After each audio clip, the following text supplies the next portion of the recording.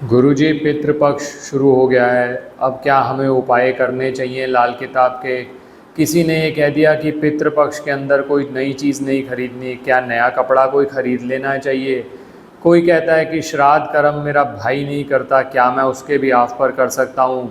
कई बार स्त्रियां भी पूछती हैं कि अगर हमारे पेरेंटल साइड पर कोई भी पितृकर्म नहीं करता तो क्या हम कुछ उपाय कर सकते हैं? ऐसे बहुत सारे क्वेश्चंस बहुत लोगों के मन में आते रहते हैं। कंसल्टेशंस में भी, हमारे चैनल पे भी, मेल पे भी हज़ारों चीज़ें ऐसी आती रहती हैं। तो आज इन्हीं सब विषयों पर मैं आपके साथ डिटेल में बात कर रहा हूँ, क्योंकि बहुत सारी भ्रांतियाँ उल्टी सीधी फैला दी जाती हैं। पितृपक्ष में ये मत खाइए, वो मत खाइए। होता क्या है इससे कि आपका असल मुद्दे पर ध्यान भटक जाता है और आप उल्टी सीधी बातों पर और ऐसी चीज़ों पर जिसका कोई बहुत ज़्यादा रेलेवेंस भी नहीं है, आप उस पर ही अटके रह जाते हैं।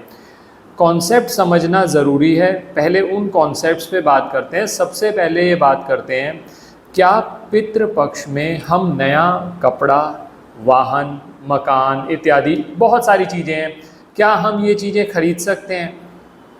एक बात पहले इस सवाल का आपको जवाब मिले उससे पहले एक बात ये समझ लीजिए कि पितृ ऋण होता क्या है। पितृ ऋण वो ऋण है जो आपके डीएनए में चला आ रहा है, और पितृपक्ष एक ऐसा अवसर है कि आप अपने पितरों के निमित्त कोई श्रद्धांजलि दे सकते हैं, कुछ उपाय कर सकते हैं, उनको प्रसन्न कर सकते हैं। ये बेसिक कॉन्सेप्ट है पितृ ऋण का। पितृदोष कह लीजिए, जो मर्जी कह लीजिए। पितृदोष कैसे निर्माण होता है वो मैं ऑलरेडी एक वीडियो में बात कर चुका हूँ, लिंक डिस्क्रिप्शन में मिल जाएगा, उस पर वीडियो को देख लीजिएगा। मैं वो सब चीज़ें यहाँ रिपीट नहीं कर सकता।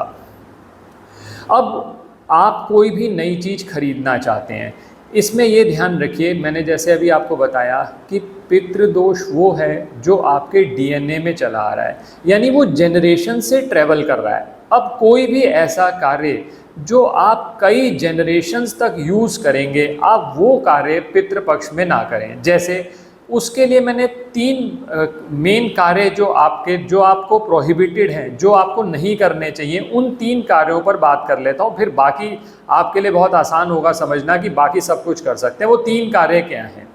सबसे पहले, अगर आप नया घर लेना चाहते हैं तो पितृपक्ष में ना लें। वजह यही है कि उस घर को कई जनरेशन्स यूज़ करेंगी, और पितृपक्ष का कॉन्सेप्ट ही यही है कि वो जनरेशन से चलता चला आ रहा है। उसी जनरेशन्स की वजह से, उनके अच्छे या बुरे कर्मों की वजह से आपका डीएनए निर्मित हुआ है और आप कोई कार्य करते हैं। तो अगर आप नया घर लेने का सोच रहे हैं तो पितृपक्ष में ना लें। पहला काम ये हो गया। दूसरा काम, अब इसी तरह से नए घर में बना लिया है आपने और आप गृह प्रवेश करना चाहते हैं, फिर वही लॉजिक कि वो चीज़, वो घर जो है वो कई जनरेशन्स तक यूज़ होगा। नए घर में गृह प्रवेश करना है तो पितृपक्ष में ना करें। ये दूसरा कार्य हो गया। और तीसरा कार्य होगा शादी ब्याह। आप खुद ही समझ सकते हैं, शादी ब्याह जनरेशन्स का खेल है। शादी ब्याह के बाद एक नई जनरेशन आएगी, तो शादी ब्याह अगर आप करना चाहते हैं तो ये पितृपक्ष में ये अवॉइड करिए। ये 3 कार्य मैंने आपको गिना दिए। अब इसके अलावा लोग पूछते हैं नया कपड़ा डालने सर, बिल्कुल डालिए, कोई प्रॉब्लम नहीं है, आपकी पर्सनल चॉइस है। अगर आप ये सोचते हैं कि भाई मेरे को नया कपड़ा खरीदना है, मैं श्राद्ध में ना खरीद के नवरात्रे में खरीदूंगा, कोई बात नहीं, उसकी कोई प्रॉब्लम नहीं है। लेकिन प्रोहिबिटेड कुछ नहीं है, नया कपड़ा खरीदिए। आप नया वाहन खरीदना चाहते हैं, पर्सनल चॉइस है अगर आपकी कि नवरात्रे में खरीदना है, खरीद लीजिए, नहीं तो आप पितृपक्ष में भी खरीद सकते हैं, कोई प्रॉब्लम नहीं है। मैंने सिर्फ ये बात कही कि जो जनरेशन्स में जो 3 चीज़ें जिनको मैंने गिनाया, आप उनको छोड़ दीजिए, बाकी आप कोई भी कार्य, नया कपड़ा आप खरीदना चाहते हैं।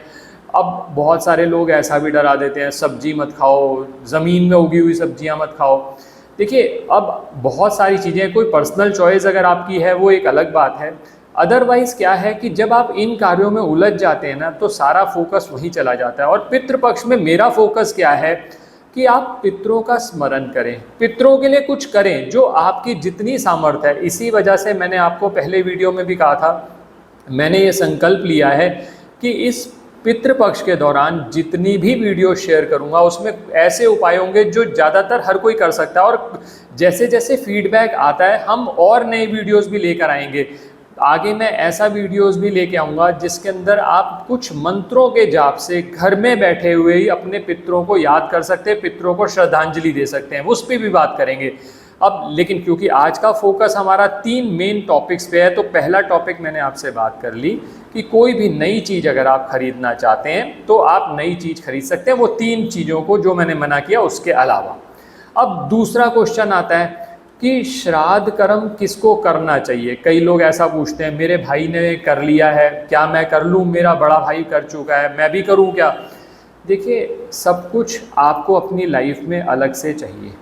पैसा आपको अलग चाहिए, संपत्ति आपको अलग चाहिए, तो पितरों के लिए जो जिम्मेवारी बनती है वो आपकी भी बनती है। तो सबसे अच्छा रहेगा, ब्रदर कर चुका है, अगर आप उसके साथ मिलकर करना चाहते हैं, मान लीजिए उसने किसी दिन पे ब्राह्मण को बुलाया हुआ है, वहाँ श्राद्ध क्रिया चल रही है, तो आप वहाँ चले जाएं, अपना कुछ योगदान दे दें, चाहे वो फाइनेंशियल दे दें, चाहे कोई सामान लेके चले जाएं, मिलकर कर लें, कोई प्रॉब्लम नहीं है। अब लेकिन मान लीजिए वो कर रहा है, सिर्फ वो ही कर रहा है और आप कह रहे हैं कि अच्छा है उसने कर लिया, मेरा कोई काम नहीं है, मैं बचा लेता हूँ, अपना पैसे भी बचा लेता हूँ, टाइम भी बचा लेता हूँ, वैसे भी मेरे पास टाइम नहीं है। एक बात तो ये समझ नहीं आती कि जब आपके पास काम वाम तो कोई है नहीं, आप कह रहे हो काम है नहीं, पैसे है नहीं, तो फिर टाइम जा कहाँ रहा है आपका सारा टाइम। तो टाइम तो आपके पास है ही है, आप मंत्र जाप भी कर सकते हैं, छोटे छोटे उपाय भी कर सकते हैं।